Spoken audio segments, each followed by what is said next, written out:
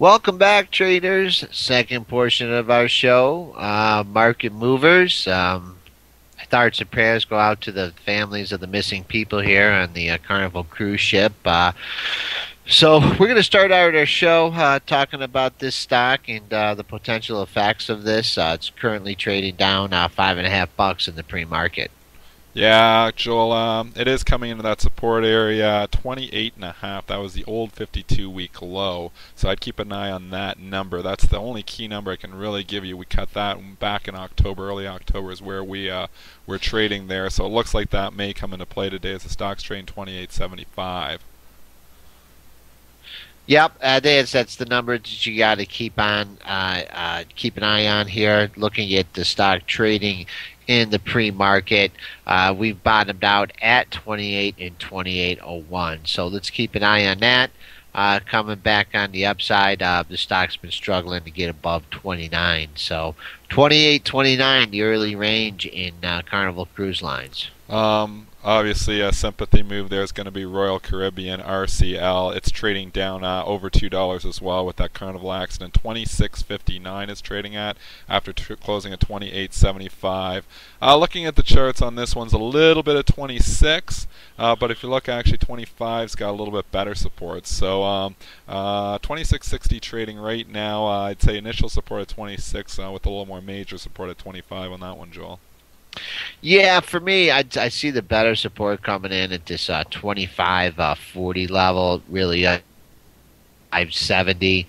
That area was the lows all the way January 3rd until January 9th. That entire area encompassed the lows on all the.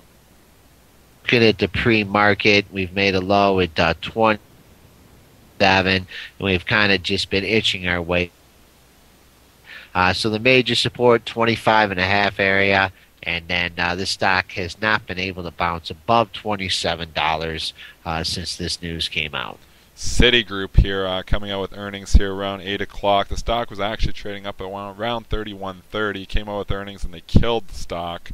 They had a pretty good miss there on the bottom line. Not sure what the details of that report are, but it looked like they missed by about 20 cents.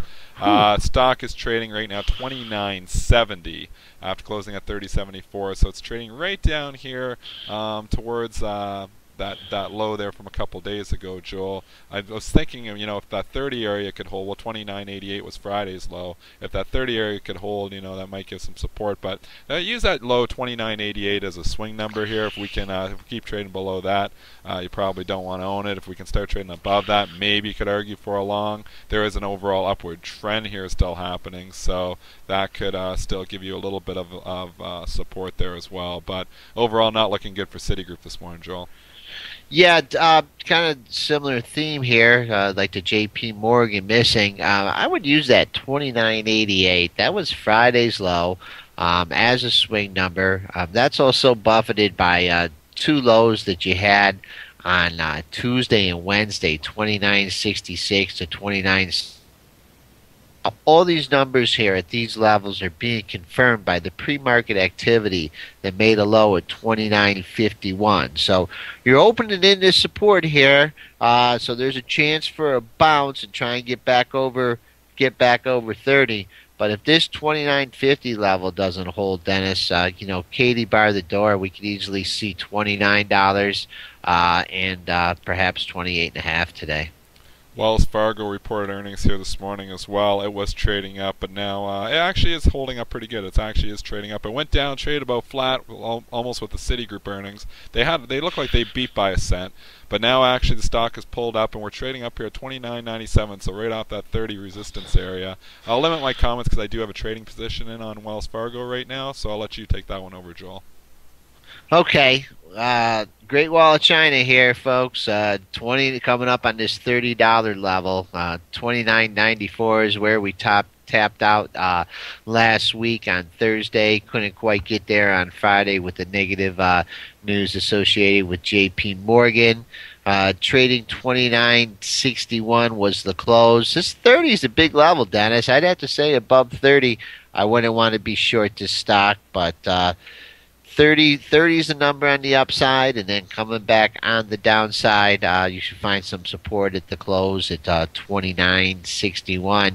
Above this $30 level, Dennis, we could get a nice move in this stock, but let's see what happens at 30. Ameritrade, which is AMTD, did report earnings here this morning as well, Joel. 16:30 is where it closed. There is absolutely no trades to report on that yet, so obviously people don't know whether they like this report or they don't like this report. Maybe you could do a quick technical on it, though, for our traders. Yeah, a lot of resistance up here in the high 16s, Dennis. 1687 and 89 topped out on Wednesday and Thursday. Couldn't quite get there on Friday. So since we are trading right here with 16 and a quarter, I'd use that Friday's high as resistance, 1659. Coming back on the downside, we've been holding this $16 level. Kind of snuck under there Friday briefly. But if 16 can't hold, I'd be looking for 15 on December 30th. What was the number, Joel? You just cut out there. 1556 was the low on December 30th. Couple mergers here. PVX, which is Provident Energy, that's a Canadian company getting taken out by another Canadian company, which is PPL. That's traded on the Toronto Stock Exchange under symbol PPL, Pembina Pipeline. They're going to give them 0.425 shares of Pembina. When you do the math on the closing price of Pembina, that gives you 1186. So there's a lot of math on this one because that gives you 1186 Canadian. Then you got to convert that Canadian price to U.S. price, but of course that's still trading off the PPL Toronto Stock Exchange price. So bottom line, if you don't have Toronto Stock Exchange quotes on this one, I wouldn't be trading it.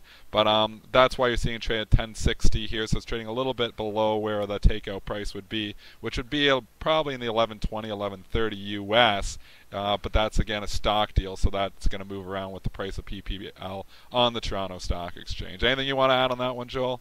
Yeah, I think you got to be a math major if you want to trade. If you want to trade that one. You got to consider the currency. You got to consider the price of the Toronto Stock Exchange stock that's buying it out. And when you do all that and put the risk premium in there, you can maybe come up with a price for PVX. Overall, good news for shareholders. It closed at 931. It's trading at 1055. So overall, shareholders are happy. Another small one is VQ Vinoco. Not much to say about this one. CEO is going to come in and take out the rest of the stock. He owned, I think, already over half the company. He's going to buy the rest of the stock for $12.50 a share. Interesting. Only trading 11.40. So maybe they're putting, a little bit of, risk in this that this does not go through. Stock closes 769. Looks like they're putting a $1.10 risk on it by trading it only at 11.40. Usually these things will trade 20-30 cents below. Trading over $1 below. Looks like they must have some concerns that this might not go through. But overall, still shareholders pretty happy today because it's trading up $4, Joel.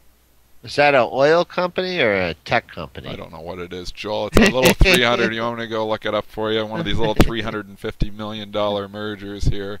Detailed quote. Joel always tries to throw me under the bus.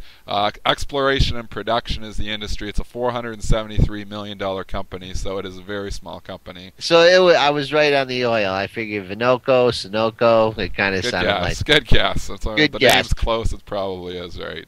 All right. Well, that pretty much wraps up our market movers, kind of pale in comparison to kind of the overnight activity that we've had in the S&P. Kind of retreating here from the $1,300 level, making that high at 1302.50. So look for a challenge of that early in the session.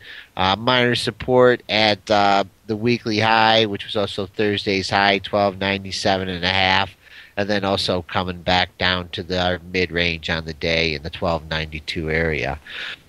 I just wanted to quickly comment, Joel, that overall we're seeing very strong commodities here today. A lot of your oil stocks are trading very strong, and financials look relatively weak with those Citigroup earnings. Wells Fargo being the exception, they are actually trading up a little bit, but overall financials down, commodities up. Okay. All right, Joe. That's our show for today, folks. We'll be back with you tomorrow morning.